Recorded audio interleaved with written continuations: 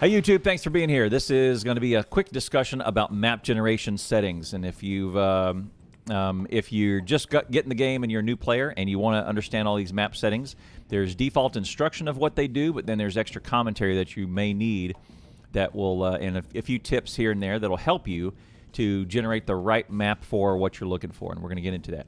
So, but before we get started, if you like this sort of video, make sure you hit that like and subscribe. If you have a question or a comment, leave that down in the comment section below. Everything I talk about will be in the description. Make sure you ring that bell and get there. Make sure you ring that bell so you can get a notification when I start that video. Or if you want to have a question, you want to shoot me a follow, we can come talk about it live. You can go to twitch.tv/ClownTown, hit me with a follow, and join me for the live stream. So thank you very much, and let's get to the video. Okay, this is a map generator discussion for Factorio version 18.21 as what we're on today. So, first screen, map gen has a couple of default settings, or I guess map selections in this default. All these do is these different selections. They don't do anything other than set these to a predetermined or predefined settings.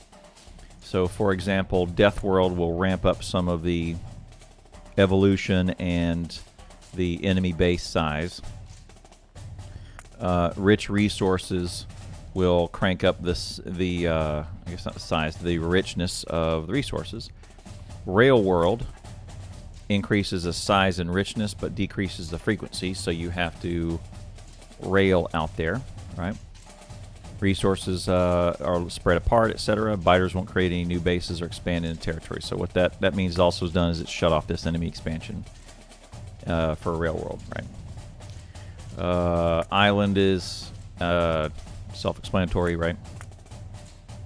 Then if you have a seed, that seed amounts to these settings. It's not the exact map, but the map seed is very different from the exact map, which is called the exchange string. So a seed is what? 10 characters long, and you can randomize. Hitting this does not reset. Hitting this to choose a new random seed does not mess with the settings at all. It takes the existing settings and makes a new map out of them. You can see this when you hit the preview button, right? So these settings where iron ore is on 100% frequency, 100% size, 100% richness. I hit the new seed and it just regenerates a new world. The iron parameters are still the same. The terrain parameters are still the same, etc. That's what it does. Right? It's a seed based on those settings. All right, so there's two things. There's settings and the seed. The settings plus the seed gives you a map exchange string. Right? So, because as I turn down the water, the seed does not change. Right, same seed number, different water generation.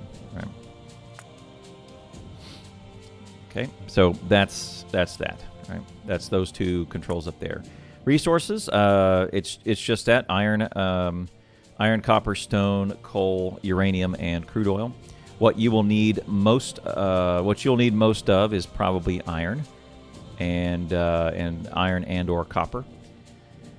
Stone and coal, probably a secondary batch of those, probably more stone than coal now. Now that stone is required for purple science. Also, depending on the amount of water that you have on your build, you may need a lot more stone for landfill reasons, right? Otherwise, you're going to spread out all kinds of crazy directions. Right. So the less water I have on my map, I'm going to pull the coverage in the scale down. And also, let me shut off cliffs for easier viewing. I have less. I won't need as much stone to fill in landfill and to have my trains or whatever go around because I have less water. Right. Coal you'll want in your starter base, or in your starter area, which should be. And coal is useful for starting power. It's used in plastics. Used in some military applications, and that's kind of about it. And at some point, you will, on your journey to rocket and journey into Megabase, you'll switch to a different type of fuel. other than coal. Likely you'll switch your boilers or your smelting and your boilers either over to electric or solid fuel. Solid fuel is much more energy dense, and it's going to be a byproduct of oil anyway, so you can save a bunch of coal. So initially you need a bunch of coal, and then at some point it'll wane. Stone is the opposite. You don't need much stone to start out. You probably can get started with your stone using your handcraft and building some stone furnaces. Most of that can probably be handcraft. You don't need a ton. Once you get up into purple science, the production science packs and electric furnaces, you're going to need tons and tons of stone. Also, if you're going to concrete your world, concrete is also a really big stone hog, as well as concrete and landfill. Crude oil you will need pretty quick. After red and green science and after a little bit of military, to get up into the advanced tech, you're going to need some oil, and it's very handy to have water next to your starting oil, because as soon as you go to advanced oil, the next ingredient on your oil refineries is water. So what I like to look for in a good map is having water somewhere near oil, and if you have something that looks like this, then probably water is going to not be a problem ever. Like this, there's your oil and there's water everywhere, right? So, so there's that. I need to crank those down just a little bit, not all the way down, but 25% seems good. Nice little lakes around. So that's my favorite place to put water, just for a good map. Is not a ton of landfill. It's more resources and trees and biters to deal with, but enough lakes to tap power off of somewhere if I need to. So water at 25% and coverage at water scale and coverage at both at 25% is something like this. This seems reasonable. All right. But that's the crude. That's that first page. The second page I've already been dabbling in. Trees are the same way. The scale of trees, I'm going to put those, so you see the scale, the clumps of trees are very small, but then there's lots of coverage of them. Crank coverage way up and it's all tree, which is pretty horrible. You can put the coverage down there and you have these little blocks of trees, and you can crank it and make the clusters of trees pretty small. This is kind of the cluster of the trees, scales and feature space between them. This is the amount on the map. Also, this is not a bad way to do your trees also. Scale and coverage at 25%. That way you have some trees around. I mean, you do need some wood to start out because of wooden power poles. It's number one thing that you'll need those for early game. That's quickly replaced by steel. The steel that is needed in medium power poles. And medium power poles is going to be the piece of the power delivery unit, the power distribution unit that you'll use most often is your medium power pole. Speed runs mostly they don't get into medium power poles. There's no time for it. But so it's all wood. So there needs to be some trees, but not a ton of them. But as you go up to mega base, then you'll probably want something like this, to where you have a few trees, you got some in your starting area, but then that's about it. And then here's something that has cliffs you can play with or not play with. I think they're kind of a nuisance. It's the same thing, frequency and scale, and you can just make cliffs a complete pain in the butt for yourself if you want to. You can scatter them. I think they're too much of a pain. They're too much of a non-issue. It's just carrying enough cliff explosives to deal with them. Late game with your bots is a thing, so I just shut them off. I played with them one or two times when they first introduced cliffs, and I shut them off from there on out. And then maybe 2 or 3 months ago, I went, oh, okay, well, let's just play with some cliffs, see how. Let me just remind myself, and I reminded myself how crappy they were, and I shut them off. All right, so I now know no cliffs. It's not really a useful part of the game, because once you get into plastics and explosives and that sort of stuff, they're just not an issue, and they're just more of a pain than a interesting gameplay dynamic. Grass versus desert. right? And in moisture and these terrain types, red desert versus sand.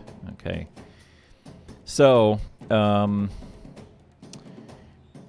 me generate a few seeds that can show my show an example. Oops, I actually had a pretty good one. North side is green, south side is brown, right?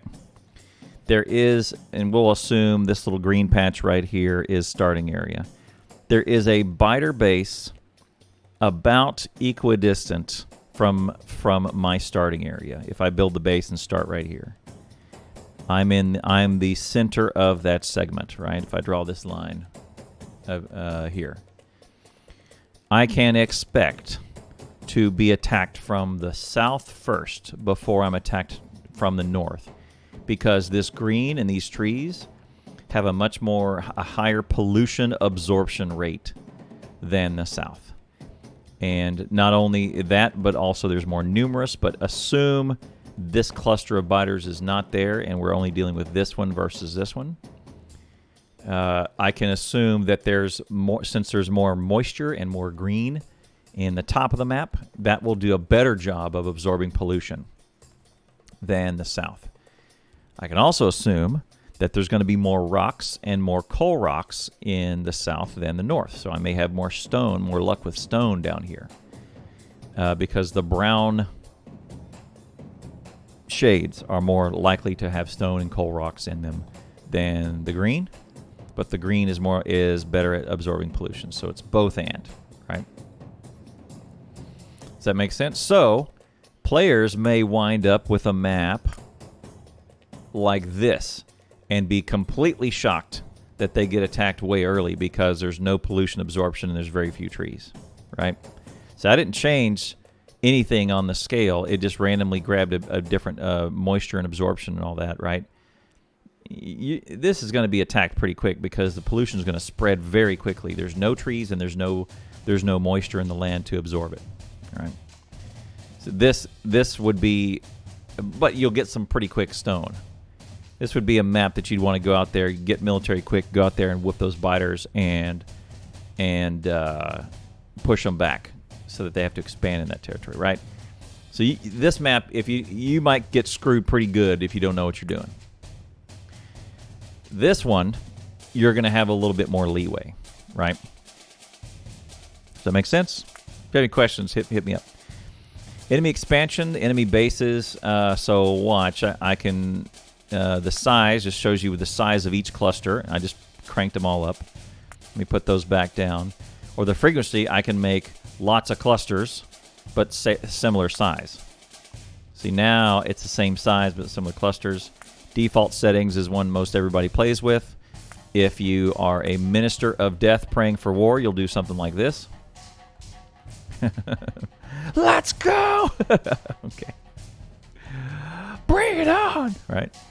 Peaceful mode means they will never attack you. They will evolve and they will expand, but they will not attack you unless you go poke them. And the minute you shoot them, you can walk straight up to them and wave them and even rub up on their base and they won't do it. But as soon as you threaten them, you shoot them with a pistol, they'll jump you, right?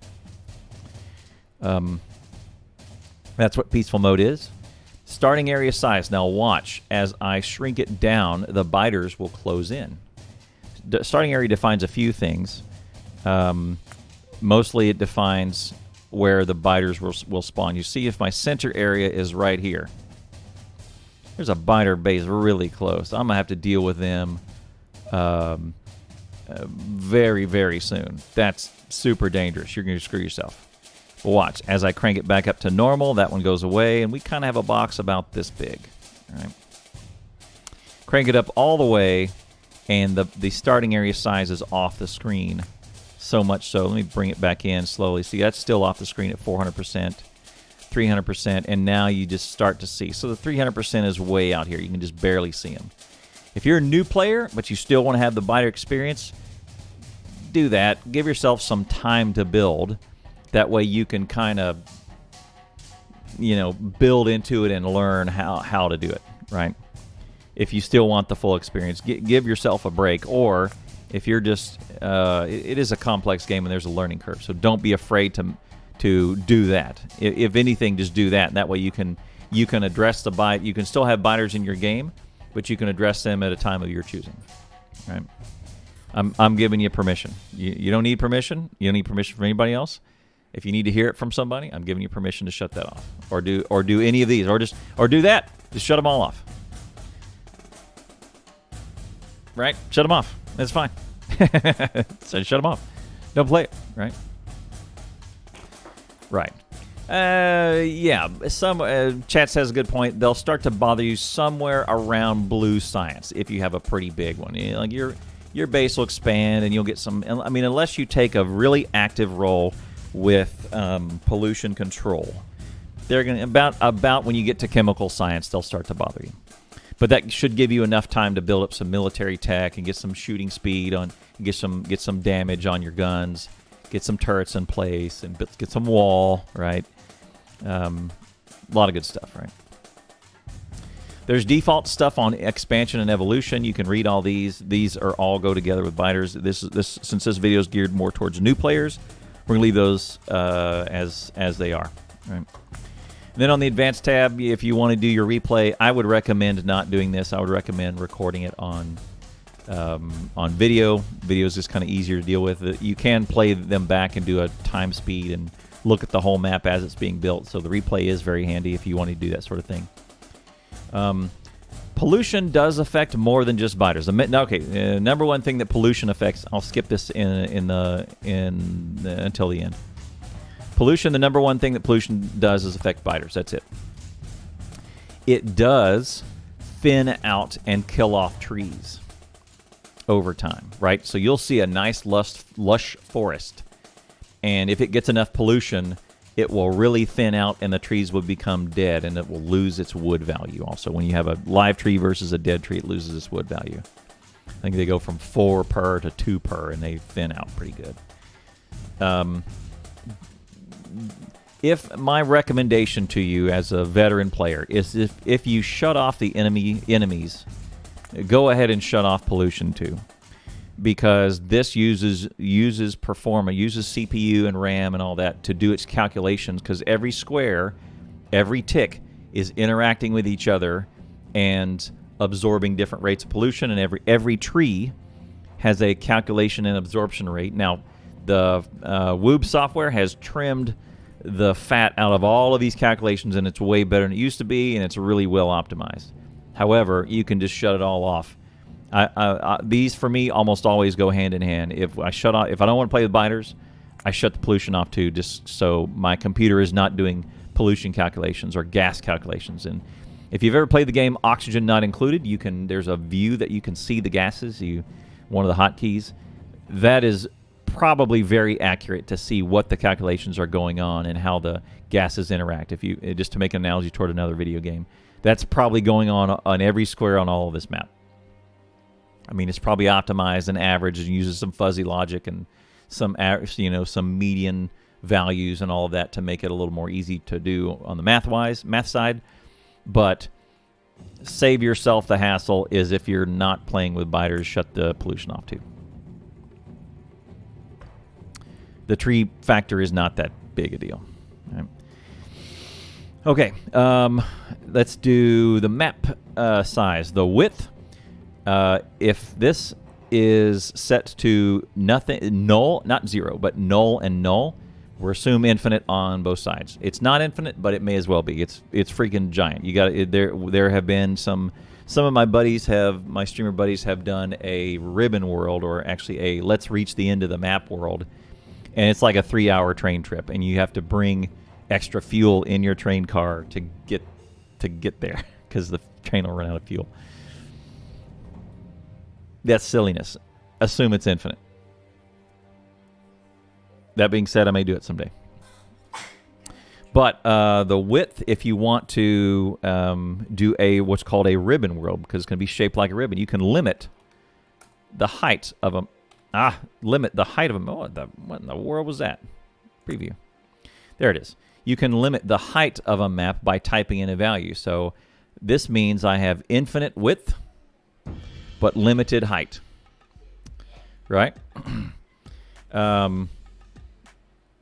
that means that I go up to the edge, and the edge, I see the edge, and there's nothing there. It's just a void tile. But then I can go an infinite direction in east-west. If you hate yourself and your time, you can do something like this. Most normal people do not have their monitor this way unless they're a developer, because you got to read all these lines of code. Developers have their lines this way, but that's only for people who play this game. They should have their credit checked. They've got probably some dark stuff in their past, and really, I'm gonna wager $100 on have a criminal record. I can't recommend this doing that. What I would recommend, if you're going to do a ribbon world, do something like that. I didn't want to hit enter.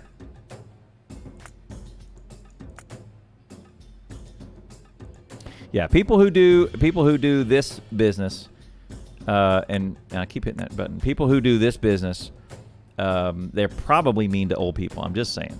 That's probably a thing that they do. One other thing that is interesting to do is do something like this and put a box in it, and box your world up and say, look, there is a way I can probably just purge all.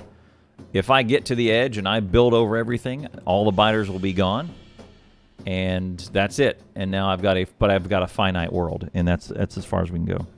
Is it possible to get into heavy trains in default setting, or is a railroad into heavy trains? Oh yeah, absolutely. You can do trains on Death World, man, or on Island. You can do trains on any place. That's a good question. You don't need to have Death Railworld here to do trains.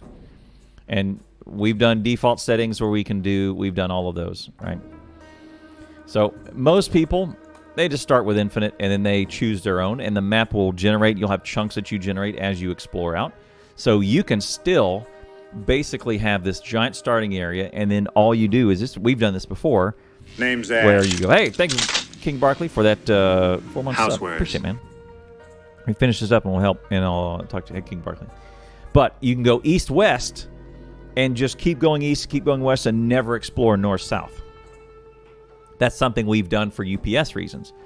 Or you don't even have to limit your map like that. Or you could just do something like this and, oops, wrong way. You could just do, 0. I meant to do, yeah, you can just do something like this and limit you and your buddies. This saves memory and RAM and all of that business by doing this, and it kind of forces you to go off and go east-west. Also, so ribbon worlds are also interesting to do, because now you only have 2 fronts to defend on. You don't have your north-south. You can pretty much just line 2 walls down the side with guns, and now you only have 2 fronts. But here's the problem, is you may run into nothing but water. And now you have to landfill across and hope you have the stone. That's happened to us before. Where, I'll give you that illustration here. All right, let's reset.